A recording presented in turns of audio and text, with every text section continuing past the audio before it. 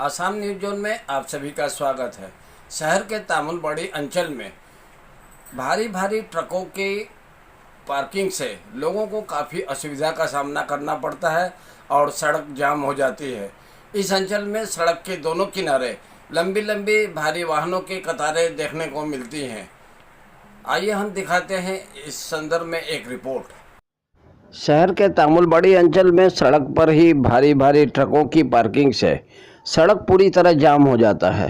Traffic विभाग गहरी नींद से कब जागेगा। शहर के तामुलबड़ी अंचल में फायर ब्रिगेड का कार्यालय है।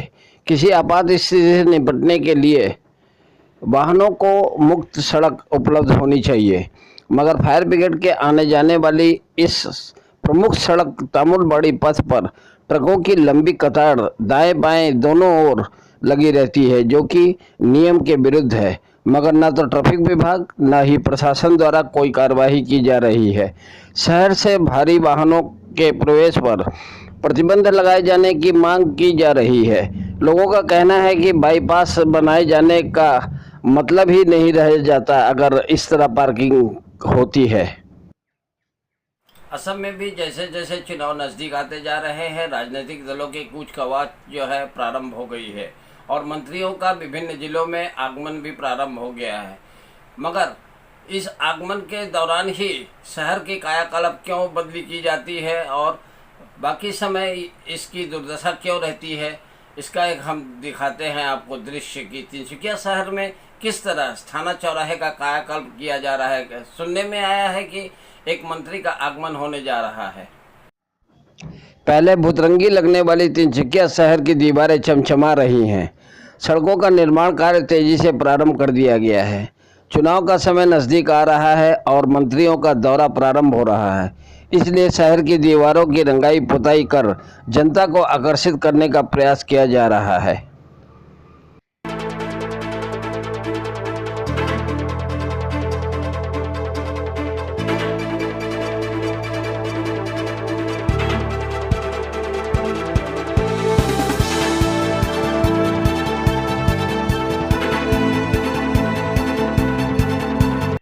तिनसुकिया नगर पालिका द्वारा विभिन्न राजनीतिक दलों के सभा एवं आयोजनों के लिए एक सार्वजनिक मैदान उपलब्ध कराया गया है, जो कि तामुलबड़ी में है।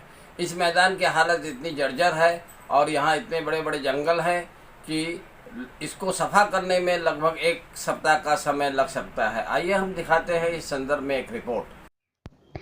शहर के तामुलबड़ी अंचल में विभिन्न राजनीतिक दलों को सभा एवं अन्य कार्यक्रम आयोजित किए जाने हेतु एक सार्वजनिक फील्ड मुहैया कराया गया है।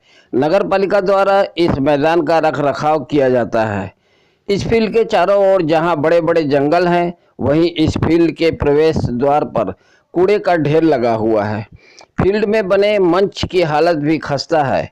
अगर कोई इस फील्ड में कार्यक्रम आयोजित करना चाहे तो यह संभव नहीं है।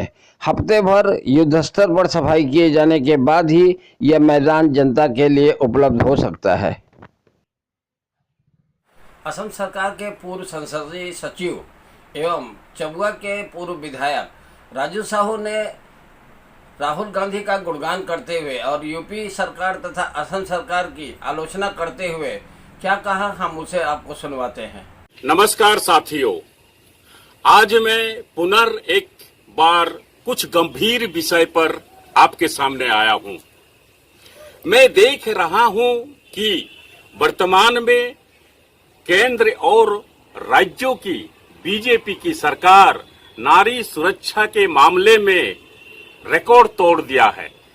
उदाहरण के तौर पर कुछ दिन पूर्व यूपी के हथरस में एक दलित युवती को जिस प्रकार से शारीरिक यातनाएं और जीभ काटकर और बर्बरतापूर्ण बलात्कार की गई, यूपी की बीजेपी का योगी सरकार इस अमानवीय घटना को गुमराह और ढकने का प्रयास किया अपनी प्रशासन तंत्र द्वारा।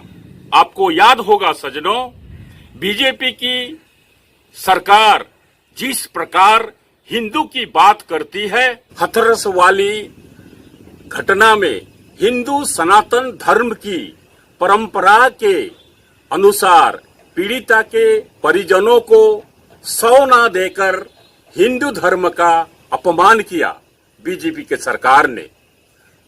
दूसरी तरफ पत्रकारों को और राहुल गांधी जी जैसा उदार व्यक्ति को पीड़िता के परिजनों से मिलने नहीं दिया गया।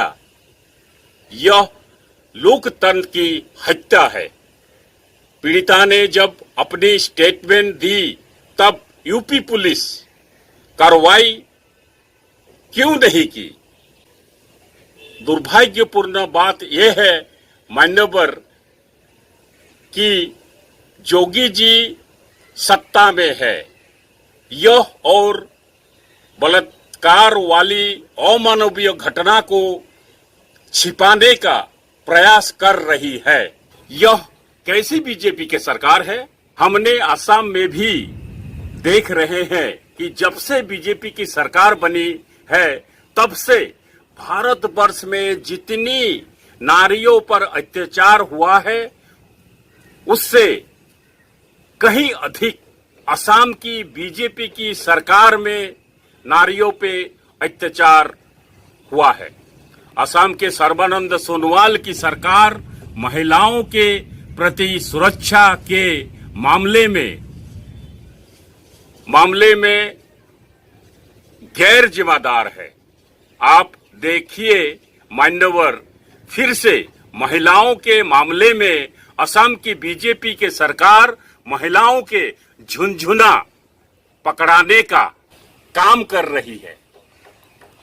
अभी तब जब सरकार का कार्यकाल समाप्त हो रहा है, अब कैसा स्वनिर्भर नारी आत्मनिर्भर असम लॉलीपॉप नहीं तो और क्या है? आइए हम और आप मिलकर नारियों के ऊपर हो रहे अत्याचार और जुल्म के खिलाफ अपने आवाज बुलंद करें। कृपया नारियों के सम्मान में इसे शेयर करें। जय हिंद। आसाम न्यूज जोन का समाचार आज हम यही समाप्त करते हैं। कल फिर आपके सामने उपस्थित होंगे नए नए समाचारों को लेकर। तब तक के लिए धन्यवाद।